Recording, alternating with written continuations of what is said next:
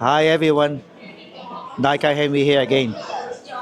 This time we have two new fans over here, Andrew and Yang. Okay, why we are sitting here together? Because we are trying to talk about the exhibition we are going to have in October later this year, and then the exhibition will have about 14, 16 photography from photographers from Hong Kong on street photography, and then Yang and Andrew will be one of them.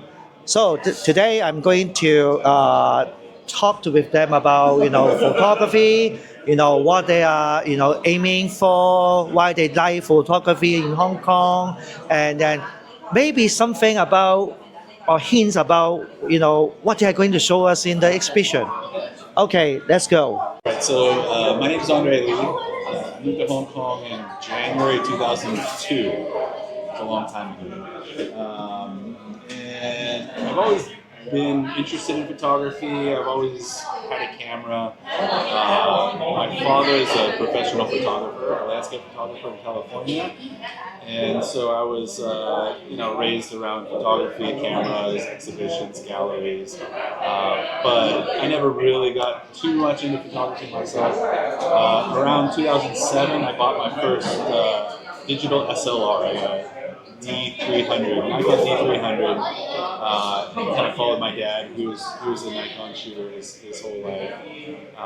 And then around 2009, I had my first child, and around that time, that's when iPhone came out. So put the camera down. It was a little bit too much work to take so many pictures, and I think the camera I was using like a compact flash card. It was just slow and difficult to transfer the photos from camera to computer. So started using iPhone for a while, and then around COVID time, I got back into photography, and in the last 3 or 4 years, I've been strictly shooting film.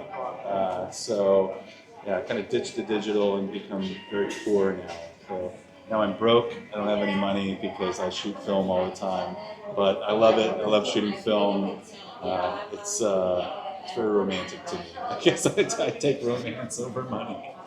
This is my friend Yang. Hi. Hey, Andrew, how long did you take photography?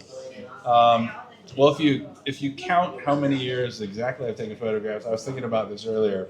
The first photograph I took, I think I was 4 years old. So about 41 years. And 41 years. It was a really bad photograph too. It was kind of funny, but I think my father still has my first photograph of it. Cool. When I was 4 years old. So, but anyway, this guy, Yang. Hi. I met Yang about a year ago, maybe. Yeah. We met in Cafe Camera Club. Yeah. So we're both part of a camera club here called Cafe Camera Club, and it's just a way for us to meet people and network. And I've got to know Yang very well, and all the members in the club, we probably spend the most time together taking pictures together. Yeah, it's a pretty good camera club. Yeah, we be sharing our photos. I love taking photography.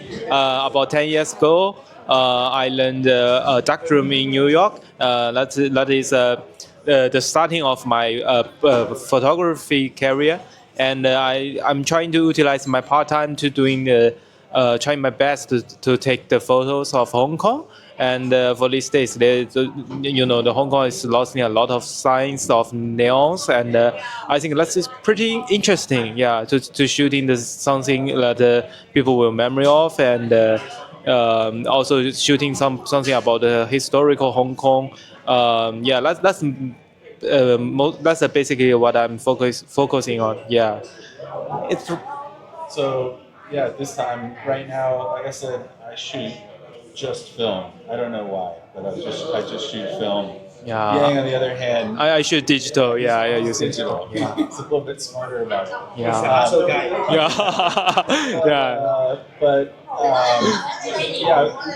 Our styles are quite different. He's I would say maybe an urban landscape photographer. Yeah. So his photographs tend to have a lot included in them, a lot going on. Really like the aesthetic that he presents in his photography. Me, on the other hand, I don't try to kind of call myself a street photographer because I think that's kind of not the cool thing to do is call yourself a street photographer these days. I would call myself a documentary photographer because I'm documenting Hong Kong. Yeah. That's the cool thing, I think. And that's kind of my dream is to have some project or some subject that I can spend a lot of time to really immerse myself in as far as my photography goes. But Yeah, you're doing black and white film, right? Yeah.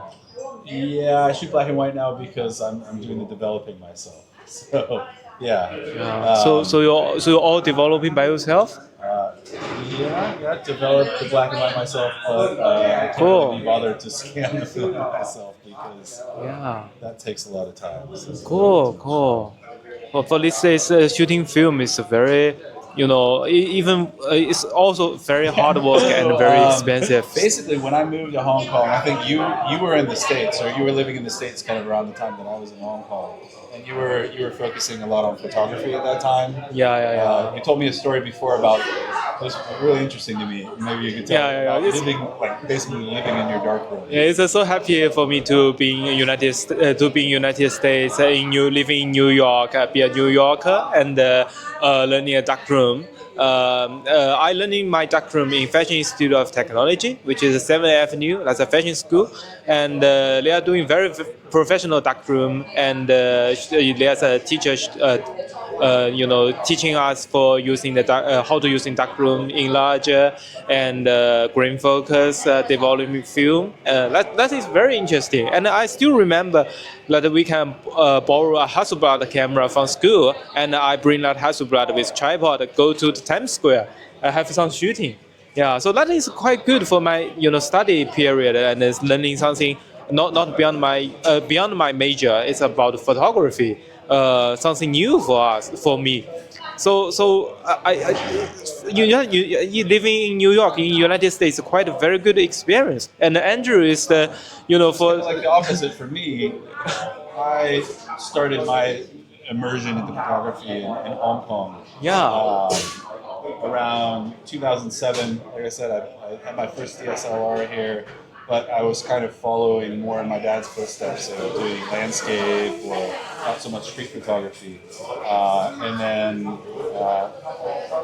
getting rid of my camera for years and just going to my phone for taking photos. And then during COVID, getting back into photography. And around that time, I had an accident where I ruptured my Achilles tendon, and I was out for, a good 3 or 4 months. And part of my rehab was just getting out and walking around more. So at this time, picking the camera back up and trying to make myself walk more, this kind of was what led me into the street photography genre that I've kind of stuck with ever since then. And yeah, it's just, I work in Mongkok and I live in Lai Chi Kok, so I'm a Kowloon boy. I like to say I'm an MK guy. And I spend most of my time between Mongkok and Lai Chi Kok, just walking the beat, getting to know people in shops, talking to people on the street, getting to know shopkeepers. So how long did you live in Mongkok? In Hong Kong? In Hong Kong. I moved to Hong Kong in 2002. 2002. Wow, that's more than 20 years. Yeah. Cool. And you moved to Hong Kong? It's about 4 years ago. Because I'm a Chinese person and Andrew is from United States, so it's also very interesting for us, like a photographer from East and West, which is the topic of this exhibition, right? Sure, definitely. But I don't know. I always consider myself pretty local, so I don't know who's more East or who's more West. I've lived here for so long. Yes, East and West is all English word. That being said, both of us are not from Hong Kong, so we might have a different perspective on what Hong Kong is really from an East meets West perspective. Yeah, exactly. Yeah, and even for the local people, for the mainland people, and also from the United States or for European, they also have a different aspect. Sure. Yeah. I'm still fascinated by everything Hong Kong. like I said, when I walk between work and home, a lot of the landscape that I'm walking through has changed so much over the years. Sanchoipo, Shekitne, Shensawan, all of these places are becoming more and more gentrified over the years, and I've seen a lot of coffee shops popping up, or art galleries in places that used to just be like laundromats or cha-cha tangs or local shops. So I mean, it's fascinating to me to see the changes in Hong Kong.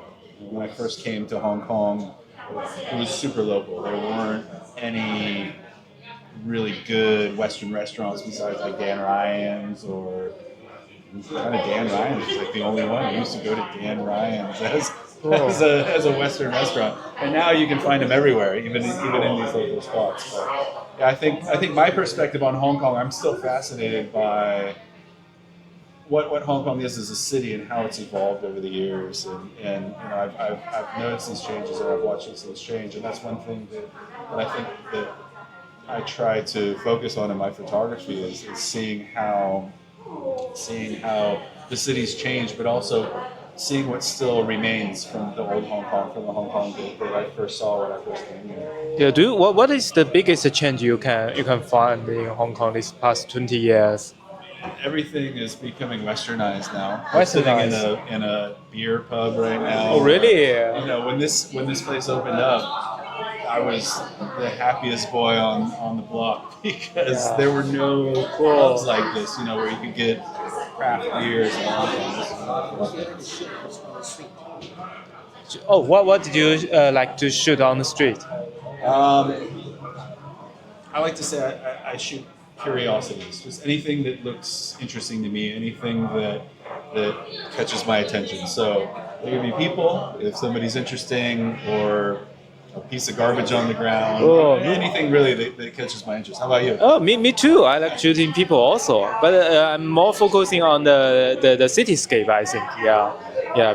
So I think the grand version of the Hong Kong city, the history, and also the details of the street. There's a lot of small stories in Hong Kong that we can find out. So that's very interesting for me.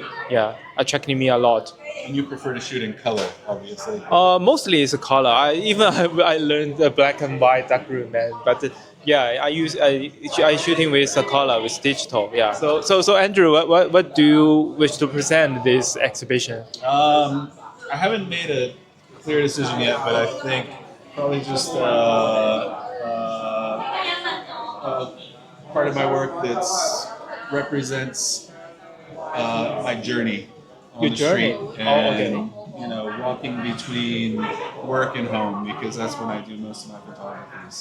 So my journey between Mong Kok and Lai Chi Kok. How about you? I shoot a night cityscape. So they are all about night. Yeah, just after it means after dark, after sunset. The city going to dark, and with the light, and the story happened in maybe in Mong Kok, in Hong Kong Island. Yeah, the little story about that. All right, so if you want to come check out what Yang and I both like to take photos of. Yeah, just come to the exhibition. You can't miss it. Yeah, cool. All right, hope to see you there. Hope to see you there.